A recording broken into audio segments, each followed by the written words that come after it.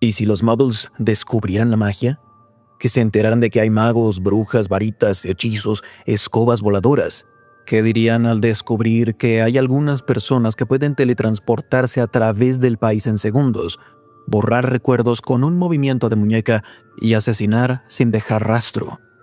Hoy vamos a responder una pregunta para la cual el mundo mágico se ha preparado desde que se construyó. ¿Qué pasaría si los muggles descubrieran la magia? Comencemos.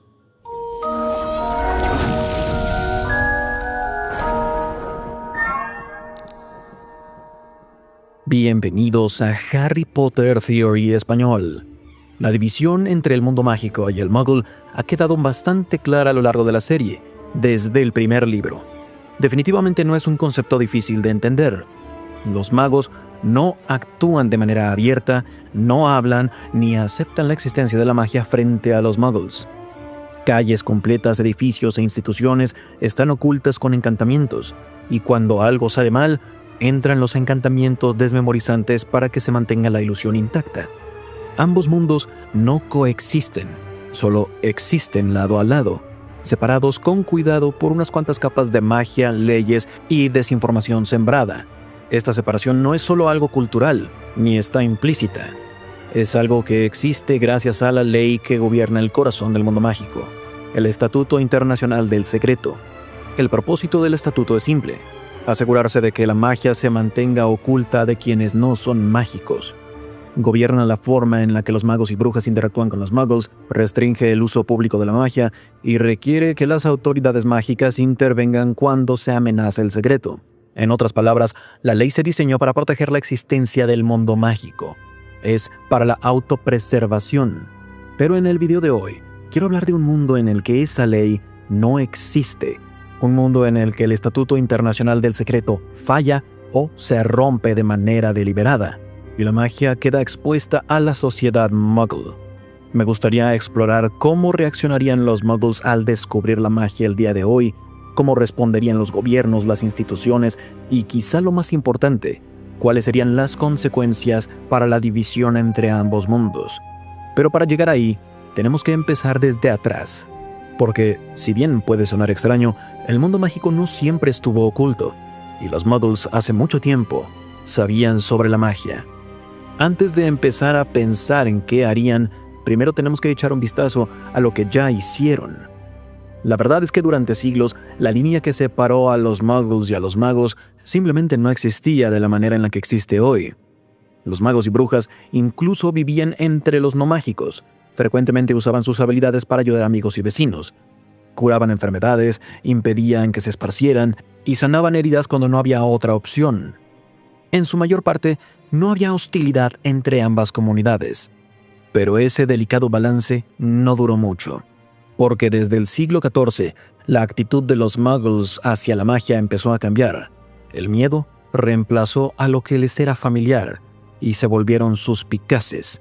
A través de Europa y más allá, aquellos con habilidades mágicas fueron acusados de hacer pactos con fuerzas oscuras.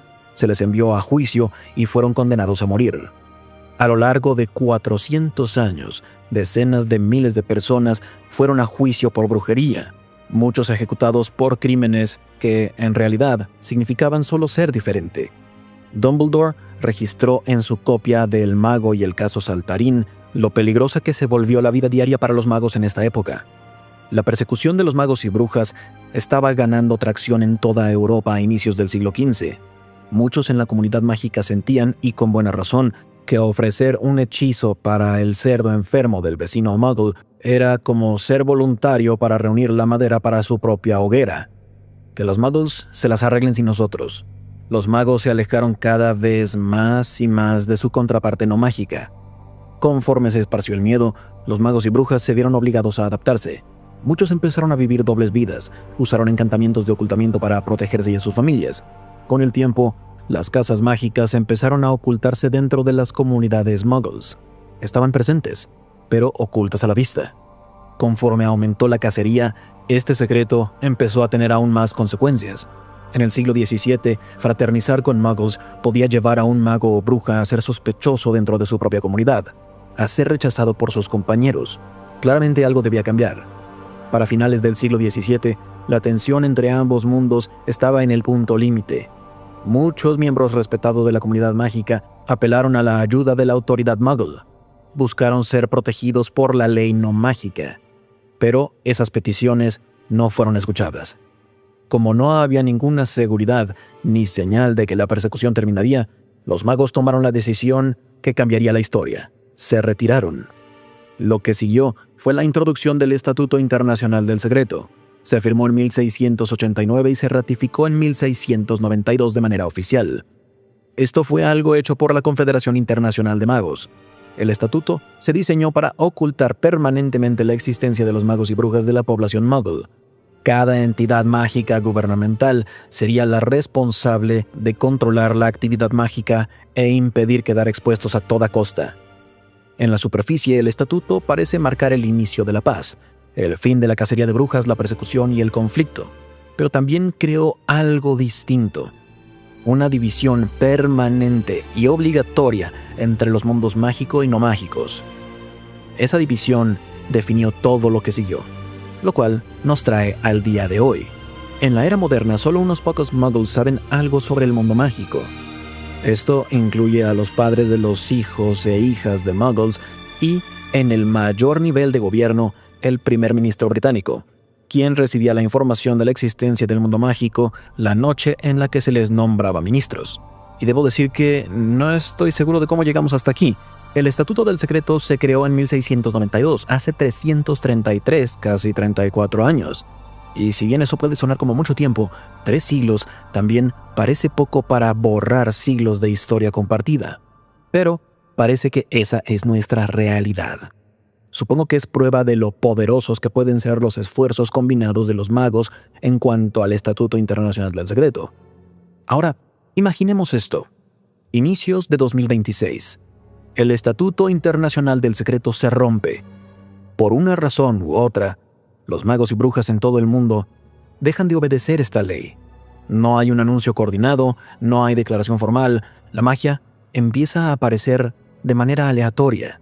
Se lanzan encantamientos en público. Criaturas mágicas aparecen en donde no deberían estar. Los magos y brujas vuelan por ahí. Algunos encantamientos fallan, se pierden las protecciones y las cosas que debían permanecer ocultas de pronto ya son visibles para cualquiera. Creo que al principio las personas pensarían que todo es algo falso. Una conspiración, CGI, un avance inexplicable en la inteligencia artificial, pero conforme se extendiera durante días y semanas y la evidencia siguiera acumulándose, sospecho que la negación poco a poco se volvería imposible. La magia existe y los muggles la pueden ver. Al principio no la reconocerían tal cual. Sería algo lento, de manera incómoda. Las noticias dejarían de usar palabras como no confirmadas o supuestas. Los gobiernos dejarían de desmentir algunas imágenes y habría reuniones de emergencia antes de cualquier anuncio oficial. También creo que casi de inmediato, la existencia del mundo mágico sería tratada como una amenaza, porque desde la perspectiva Muggle, este no es el descubrimiento de algo extraordinario y ya. Es darse cuenta de que hay personas entre nosotros que pueden hacer cosas que ignoren las reglas del mundo moderno. Es aceptar de un solo golpe que hay personas que pueden dar forma nueva a la realidad de manera que no se puede explicar ni controlar. Una vez que colapse la negación, la pregunta no se trata sobre si existe la magia o no, es sobre las personas. Creo que podríamos cambiar la conversación de ¿esto es real? A quién la controla y cómo nos protegemos, porque a cuando los humanos se les presenta algo que supera su comprensión del mundo, la reacción casi nunca es aceptarlo con calma.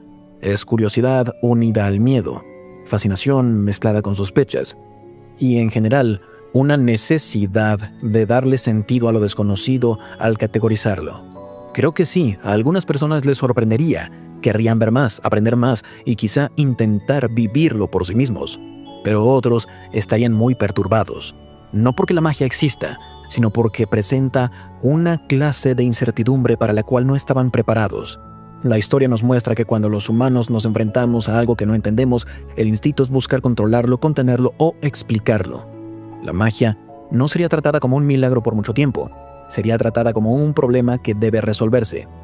Queda el hecho del primer ministro Muggle, el líder del gobierno del mundo Muggle. Él ya sabe del mundo mágico. En teoría, al menos él no estaría completamente ciego. Probablemente trataría de adelantarse a la situación al calmar al público y mantener las cosas bajo control. Pero el problema es obvio. Es solo una persona.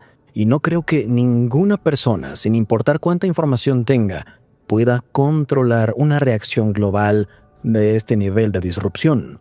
Una vez que la magia exista en el mundo Muggle y deje de ser un problema político, se convierte en uno social. Y hay otro problema. Si el primer ministro parece saber demasiado del mundo mágico, ese conocimiento a algunos les provocaría una reacción opuesta, porque desde la perspectiva Muggle la pregunta es ¿por qué no nos dijiste antes? Y la siguiente es ¿qué más ocultas? No sería un acto de mucha confianza. Las personas se sentirían manipuladas, que a propósito se les mantuvo oculto algo que afecta directamente su seguridad y la comprensión de la realidad. Ya que se rompió esa confianza, creo que cualquier intento de calmar al público solo empeoraría las cosas. Esto nos deja con dos hechos al mismo tiempo: la aparición súbita de un fenómeno inexplicable y poderoso y un colapso en la confianza en el gobierno. Cuando eso sucede, la sociedad no se mueve en una sola dirección, se fragmenta. Algunas personas estarían sorprendidas. Para ellas, la magia sería una esperanza, la prueba de que el mundo es más grande, más extraño y está lleno de nuevas posibilidades. Quieren aprender más, comprenderla, incluso celebrarla. Tampoco llevaría mucho tiempo que apareciera una pregunta incómoda, porque la magia, como sabemos, no es algo que se pueda aprender. ¿Naces con ella o no? En el momento en el que empieza a sentarse esa realidad, la admiración empieza a convertirse en resentimiento. Otros no lo verían como una maravilla, verían riesgos. La idea de que alguien pueda alterar recuerdos, teletransportarse a través del país o preparar pociones de amor sin consecuencia no sería algo emocionante, sino peligroso. Una forma de acabar con la seguridad. Y luego están aquellos que están en el medio, con curiosidad pero precavidos, con la mente abierta pero intranquilos, no saben en quién creer ni en quién confiar. Estas divisiones se profundizan rápidamente. Rechazar la magia no es algo que se mantenga en silencio. Tiene que ver con miedo, creencias, identidad y poder. Y una vez que la pregunta deje de ser ¿es esto real? Y se convierta en ¿qué significa para mí?, ya está hecho el daño. Como dice el dicho, las personas temen a lo que no entienden y odian lo que no pueden dominar. La magia sería ambas. En las siguientes semanas las reacciones no solo se fragmentarían, sino que se intensificarían. Se empiezan a formar grupos sobre lo que debería ser la magia y qué hacer con las personas que la usan. Algunos exigirían respuestas, otros acciones, y muchos esperarían escarmiento por haber mantenido esto oculto tanto tiempo. Muchos esperarían que los magos empezaran a arreglar cosas, enfermedades, el clima, pobreza, la guerra, y cuando la magia fracasara al resolver problemas que no fueron simples desde un inicio, la admiración se convertiría en resentimiento. Al mismo tiempo, la fascinación llevaría a una obsesión. Algunas personas tratarían a los magos y brujas como celebridades, semidioses o recursos. Los ricos intentarían accesar a la magia a través de su dinero, o ver la forma de monetizarla. Por supuesto que habría oportunistas en los magos y no mágicos. Estarían dispuestos a vender su lealtad, habilidades o silencio a cambio de dinero, protección o prestigio. Luego están los instintos más oscuros. El miedo no solo provoca precaución, también hostilidad. El extremismo religioso volvería a aparecer. Dirían que la magia es antinatural o peligrosa. Aparecerían teorías de conspiración. También personas que no solo quieren entender la magia, sino estudiarla, ponerla a prueba, controlarla, independientemente del consentimiento. La historia nos ha mostrado lo que pasa cuando el miedo se enfrenta a un desequilibrio en el poder. Emergerían movimientos antimagia, también puristas de la magia, quienes ven a muggles como una amenaza y finalmente se confirman sus peores sospechas. Las peleas no iniciarían como guerras, sino como incidentes aislados, ataques, retribución, con el pretexto de actuar en defensa propia. Poco a poco la idea de coexistir empezaría a erosionarse. Y ahí es donde las cosas empiezan a sonar demasiado familiares, porque nada de esto sería nuevo. Como mencioné, mucho antes de que existiera el Estatuto Internacional del Secreto, los magos y brujas ya vivían entre los muggles y ayudaban en lo que podían, sanaban a los enfermos, usaban la magia para mejorar la vida diaria. Y por un tiempo, esa coexistencia funcionó, hasta que el miedo empezó a superar a la gratitud. Cuando la magia dejó de ser comprendida, se convirtió en algo a lo que temer, y cuando no se puede controlar el miedo, la coexistencia colapsa. Y creo que seríamos testigos en el mundo moderno de que la historia se repite. Vuelven las mismas preguntas, pero con el lenguaje moderno. ¿Por qué deberían tener este poder? ¿Por qué nosotros no? ¿En quién podemos confiar? Y justo como antes, estas preguntas no se quedarían en teoría solamente por mucho tiempo. El instinto de dominar lo que no se puede entender se mantiene. Diferente siglo, diferentes herramientas, pero mismo resultado. En ese sentido, el Estatuto del Secreto no es solo una ley con el objetivo de ocultar la magia. Es una lección que se aprendió a la mala. Darse cuenta de que el primer intento de coexistir fracasó, y sin ese secreto, el segundo puede fracasar de la misma manera. Solo que esta vez las consecuencias no se limitarían a unos pocos pueblos o reinos, serían en todo el mundo. Y creo que eso llevaría a una de las guerras más destructivas jamás vistas. Y eso es todo por este video. Este fue un tema mucho más amplio de lo que había anticipado, pero espero que les haya gustado el video y se podría hacer una versión más larga en el futuro si les interesa. Díganlo en los comentarios y no olviden dejar un like y suscribirse al canal. Hasta la próxima, recuerden, la magia florece solo en almas únicas.